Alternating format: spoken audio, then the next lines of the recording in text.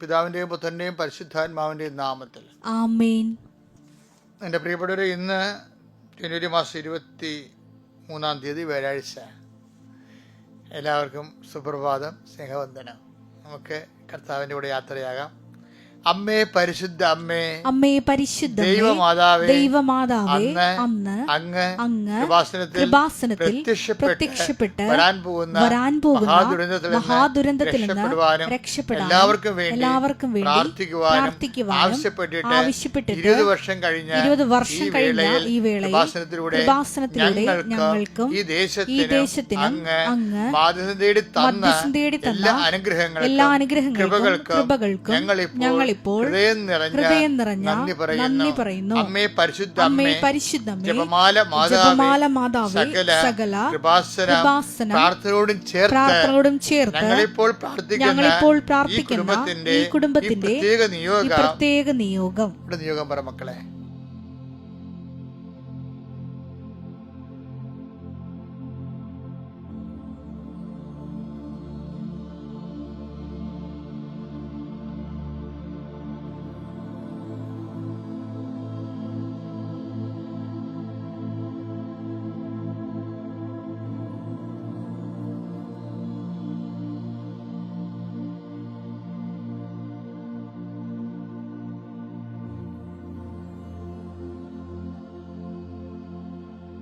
അമ്മയുടെ പ്രത്യക്ഷീകരണത്തിന്റെ ഈ ദ്വാദശക വേളയിൽ ഞങ്ങൾക്ക് സാധിച്ചു തരുവാൻ കനിയണമേ.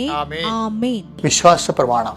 സർവശക്തനായ പിതാവും ആകാശത്തിന്റെയും ഭൂമിയുടെയും സൃഷ്ടാവുമായ ദൈവത്തിൽ ഞാൻ വിശ്വസിക്കുന്നു. അവിടുത്തെ ഏകപുത്രനും ഞങ്ങളുടെ കർത്താവുമായ ഈശോമിശിഹായിലും ഞാൻ വിശ്വസിക്കുന്നു.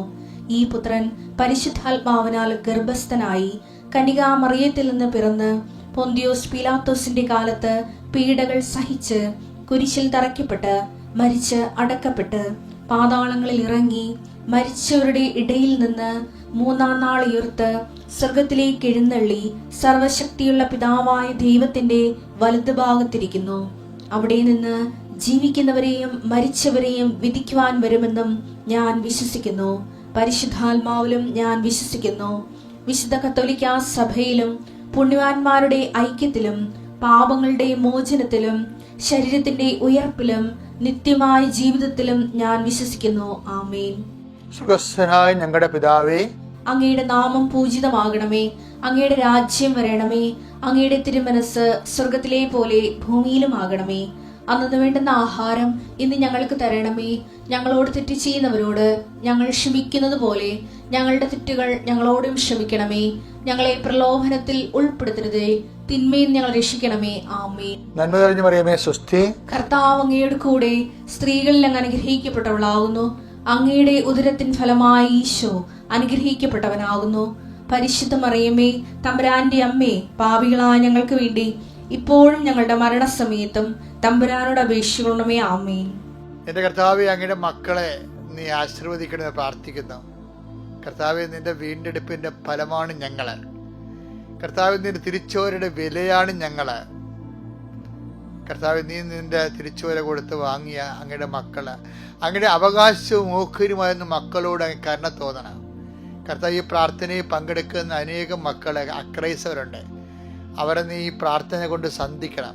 അവരെന്തിനു വേണ്ടിയാണ് പ്രാർത്ഥിക്കുന്നത്? ആ പാവപ്പെട്ട മക്കള് അവരുടെ ഇന്നത്തെ ജീവിതത്തിൽ അവരിന്ന് അനുഭവിക്കാൻ അവരെന്തിനു വേണ്ടി കണ്ണീരിടുന്നത്, ഏത് വിഷയത്തെക്കുറിച്ചാണോ, ഏത് വ്യക്തികളെക്കുറിച്ചാണോ, ഏത് വസ്തുവിനെക്കുറിച്ചാണോ അവരിന്ന് വേവലാതി കൊള്ളണത്, അവിടെയെല്ലാം കർത്താവിൻ്റെ കുരിശിൻ്റെ അടയാളത്തിൽ ദൈവികമായ ശക്തി നിങ്ങൾക്ക് ആവശ്യക്കെട്ടെന്ന് പ്രാർത്ഥിക്കുന്നു. കർത്താവ്, വിശ്വാസത്തിൽ പ്രാർത്ഥിക്കുന്ന എല്ലാ മക്കളെയും അവിടെ കുഞ്ഞു നൊമ്പരങ്ങളെപ്പോലും കർത്താവ് നീ ഏറ്റെടുത്തായിട്ട് അവർക്ക് ബോധ്യം തരണം. കർത്താവ്, അതിനുള്ള അടയാളങ്ങൾ കാണിക്കുന്ന പ്രാർത്ഥിക്കുന്നത് സുവിശേഷത്തിലാകമാന അടയാളങ്ങൾ കൊണ്ട് അങ്ങയുടെ കാൽപാദങ്ങളും ഞങ്ങളുടെ മുമ്പിലും പിമ്പിലും നടക്കുന്ന കാൽപാദങ്ങൾ ദൃശ്യവൽക്കരിച്ചുകൊണ്ട് മുന്നേറുന്ന ദൈവത്തിൻ്റെ കരുണാകടാക്ഷം ഓരോ അടയാളമായി നിങ്ങൾക്ക് ഇന്ന് ദൃശ്യവൽക്കരിച്ച് പ്രാർത്ഥിക്കുന്നു. കർത്താവ്, ഉടമ്പടി സാക്ഷ്യം പറയുമ്പോൾ ഓരോ മക്കളും പറയും, കർത്താവെ ഒരു അടയാളം കാണിക്കണമേ.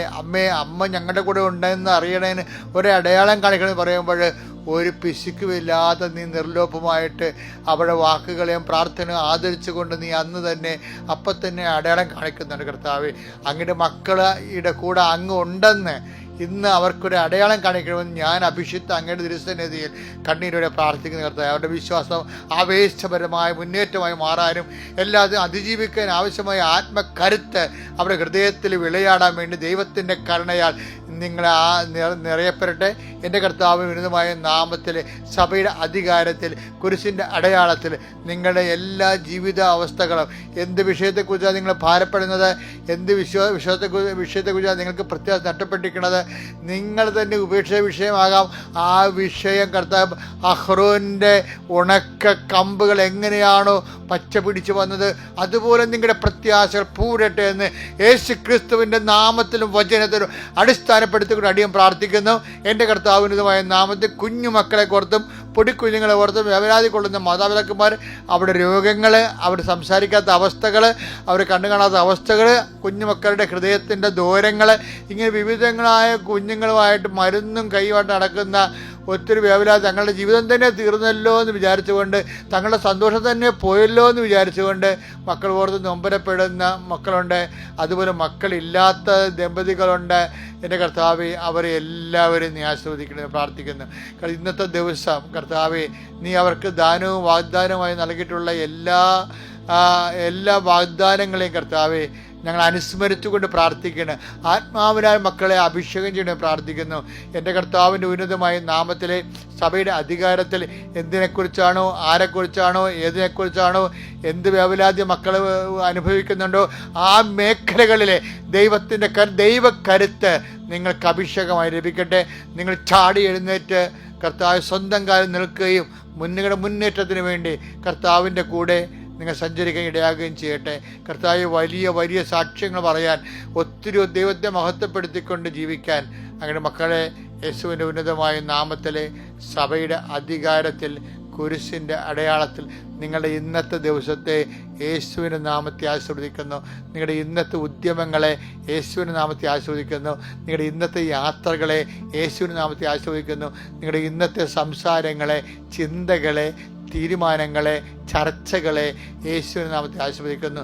നിങ്ങൾ ഉപയോഗിക്കുന്ന വാക്കുകൾ, യാത്ര ചെയ്യുന്ന വഴികൾ, തിരിച്ചു വരുന്ന വഴികൾ, ഉപയോഗിക്കുന്ന വാഹനങ്ങൾ എല്ലാം കർത്താവ് അനുഗ്രഹിക്കട്ടെ.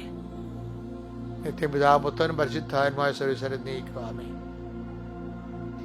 എൻ്റെ പ്രിയപ്പെട്ടവരെ, നമ്മളിന്ന് വായിക്കാൻ പോകുന്ന സുവിശേഷം, അതായത് ഇപ്പോൾ കർത്താവിൻ്റെ സഭയുടെ വളർച്ചാക്കാലമാണിത്. ലത്തീൻ സഭകളിലെ പള്ളികളിലെല്ലാം അച്ഛന്മാർ പച്ച ഉടുപ്പിട്ട് കുർബാനകൾ കണ്ടിട്ടില്ലേ? അതെന്താ ഉദ്ദേശിക്കുന്നത്? ആഗമനകാലം കഴിഞ്ഞ് തിരുപ്പിറവിക്കാലം വന്നു, പ്രത്യക്ഷീണ തിരുനാളും കഴിഞ്ഞ് കർത്താവിന് ജ്ഞാനസ്ഥാനത്തിൽ വെച്ച് തിരുപ്പിറവിക്കാലം അവസാനിച്ചു. പിന്നീട് വന്നത് ആണ്ടുവട്ടത്തിലെ ഓർഡിനറി ദിവസങ്ങളാണ്. അതെല്ലാം സഭാ വളർച്ചക്കാലമാണ്. അപ്പം സഭ വളരുമ്പം നിങ്ങൾ ഇതുപോലെ ആത്മാവിൽ വളരണം. സഭ വളർച്ചയുടെ ഒരു സമയമാണ്. കർത്താവാണെങ്കിൽ തന്നെ ജ്ഞാനസ്ഥാനം കഴിഞ്ഞിട്ട് ഈശോ എന്താ പറയണത്? At hand, the kingdom of God is at hand. That means repent എന്നല്ല പറയണത്. ടേക്ക് ദ ബെഡ് ഫോൺ 1:15 മർക്കോസ്. അവൻ പറഞ്ഞു സമയം പൂർത്തിയായി. Time is fulfilled. സമയം പൂർത്തിയായി. ദൈവരാജ്യം സമീപിച്ചിരിക്കുന്നു. അനുദപിച്ച് സുവിശേഷത്തിൽ വിശ്വസിക്കുവിൻ. എന്താ സംഭവിച്ചാലേ, അതായത് ഇത്രയും നാള് ദൈവരാജ്യം എന്ന സംഭവം നമ്മളുടെ കൺവട്ടത്ത് പോലും ഇല്ല. ചൊവ്വാഗ്രഹവും നെപ്റ്റ്യൂൺ ഗ്രഹവും പ്ലൂട്ടോ ഗ്രഹം പോലും അങ്ങ് ദൈവരാജ്യം അനന്ത വിദൂരതയിലായിരുന്നു, കണ്ടുപിടിക്കത്തില്ലായിരുന്നു. ഇപ്പൊ മനുഷ്യാവതാരത്തിലൂടെ കർത്താവ് വന്നപ്പോൾ എന്താ പറഞ്ഞത്? Now it's time is fulfilled. ഇപ്പോൾ സമയം പൂർത്തിയായി, ദൈവരാജ്യം തൊടാവുന്ന അവസ്ഥയിലായെന്ന്. ദാറ്റ് മീൻസ് ഇതൊരു അവസരമാണ്. നിങ്ങൾ ഇപ്പൊ ഇതിനകത്ത് നിക്ഷേപിക്കണം. ഇതാണ് അവസരം. ഈ അവസരം കളയരുത്. എന്താണ് അവസരം കളയാതിരിക്കാനുള്ളത്? റിപ്പന്റ് വെച്ചാൽ പശ്ചാത്തപിക്കണമെന്ന്. പശ്ചാത്തപിക്കണം. എപ്പോഴും നിങ്ങൾ പശ്ചാത്താപം കേൾക്കുമ്പോൾ നിങ്ങളുടെ പാപം എന്ന് പറയുന്നത് വായിക്കരുത്.